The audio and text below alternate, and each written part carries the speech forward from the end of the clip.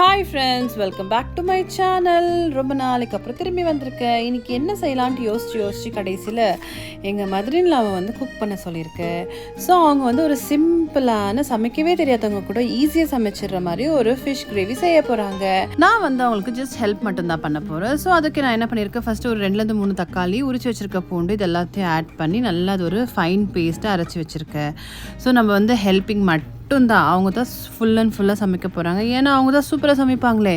என் சமையல் உங்களுக்கு நீங்கள் என் வீடியோ கண்டினியூஸாக பார்த்துருந்தீங்கன்னா உங்களுக்கு நல்லாவே தெரிஞ்சிருக்கும் நான் எப்படி சமைக்கிறேன்ட்டு. ஸோ நான் அவங்களுக்கு அவங்க ரொம்பவே சிம்பிளாக செய்வாங்க, ஈஸியாக செய்வாங்க. சமைக்கவே தெரியாதவங்க கூட செம்மையாக சமைச்சிடலாம், அந்தளவுக்கு செம்மையாக செய்வாங்க. ஸோ அடுத்தடுத்து நம்ம ஸ்டெப்ஸை ஃபாலோ பண்ணிக்கலாம். மீன் குழம்புன்னு சொன்னாலே இவங்க மண் பாத்திரையும் விறகடுப்பில் தான் செய்வாங்க. ஸோ அதுக்காக ஒரு பாத்திரத்தை வச்சு அதில் கொஞ்சமாக நல்லெண்ணெயை விட்டு, தேவையான அளவுக்கு நல்லெண்ணெயை விட்டு, சோம்பும் அதுக்கு கொஞ்சம் வெந்தயத்தையும் போட்டு நல்லா பொரிக்க விட்டுருக்காங்க. அதோடு சேர்த்து நம்ம சின்ன வெங்காயத்தை உரிச்சு வச்சுருக்கோம். சின்ன வெங்காயம், பச்சை மிளகா, கருவேப்பிலை, இது மூணுத்தையும் ஆட் பண்ணி நல்லா வதக்கணும். நல்லா வதங்கினதுக்கு அப்புறமா நாங்கள் 1 கிலோ மீன் எடுத்திருக்கோம். ஸோ இந்த வெங்காயம் இதெல்லாம் வதங்கினதுக்கப்புறம் நாங்கள் ஏற்கனவே அரைச்சி வச்சுருக்க அந்த பூண்டும் தக்காளியுடைய பேஸ்ட்டு ஆட் பண்ண போகிறோம். எதுக்கு நாங்கள் அரைச்சிருக்கிறோன்னு பார்த்தீங்கன்னா, சின்ன குழந்தைங்க இருக்கிறதுனால இந்த பூண்டு, தக்காளி இந்த மாதிரி நடுவில் வந்துச்சுன்னா அவங்க எடுத்து வெளியில் போட்டுருவாங்க. ஸோ அது ஈஸியாக அவங்க சாப்பிட்றதுக்காக எல்லாத்தையும் போட்டு பேஸ்ட் பண்ணிட்டோம். ஸோ அப்போ என்ன ஆகணும், எடுத்து வெளியில் போகிறதுக்கு எதுவுமே இருக்காது. ஸோ குழந்தைங்கள் ஈஸியாக சாப்பிட்ற முடியும். அதனால தான் நாங்கள் எப்போவுமே இது பேஸ்ட் பண்ணிவிடுவாங்க. ஸோ ஈஸியாக இருக்கட்டும். இந்த பச்சை வாசனை போகிற வரைக்கும் நல்லா வதங்கணும். அடுத்து நல்லா வதங்கினதுக்கப்புறம் நம்ம மசாலாஸ் ஆட் பண்ண போகிறோம். என்ன ஸ்பெஷல்னால், வீட்டில் அரைச்ச மசாலாஸ் மட்டும்தான் நாங்கள் யூஸ் பண்ணுறோம். எந்த விதமான பிராண்டட் மசாலாஸோ கடையிலேருந்து வாங்கின எந்த விதமான மசாலாவும் நாங்கள் ஆட் பண்ணுறதில்ல. இன்க்ளூடிங் மஞ்சத்தூள்லேருந்து எல்லாமே வீட்டில் அரைச்சது தான்.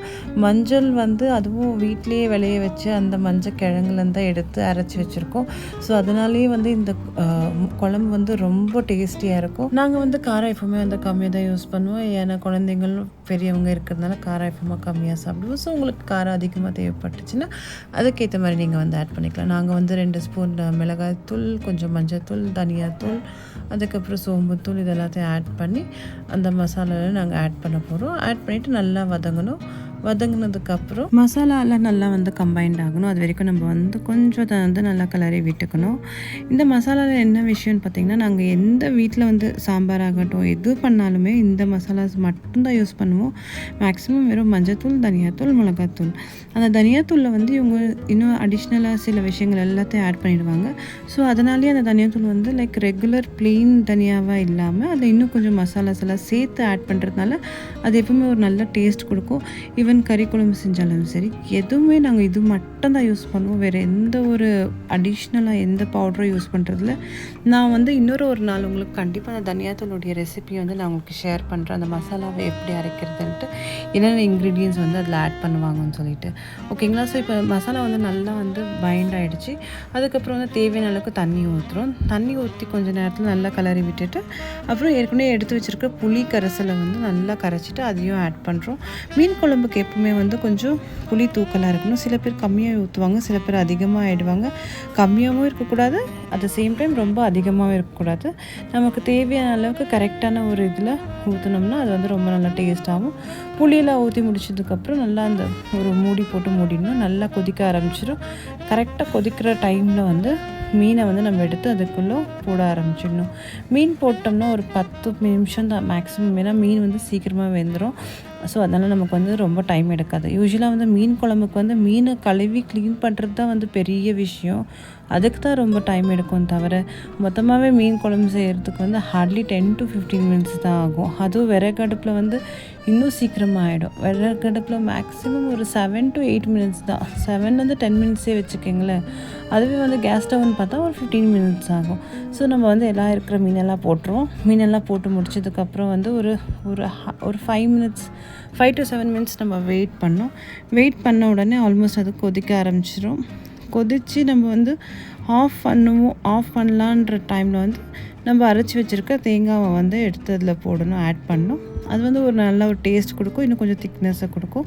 ஸோ தேங்காயெல்லாம் போட்டு முடிச்சதுக்கப்புறம் அவ்வளோதான், வேறு ஒன்றும் இல்லை. ஸ்டவ் ஆஃப் பண்ணிவிட்டு ஒரு சின்ன கொதி வந்தோன்னா ஸ்டவ் ஆஃப் பண்ணி இறக்கி வச்சிடுறோம். ஸோ நம்மளுடைய மீன் குழம்பு ரெடி. ஸோ இதை வந்து நாங்கள் வந்து இன்றைக்கி சாப்பிட போகிறதில்ல.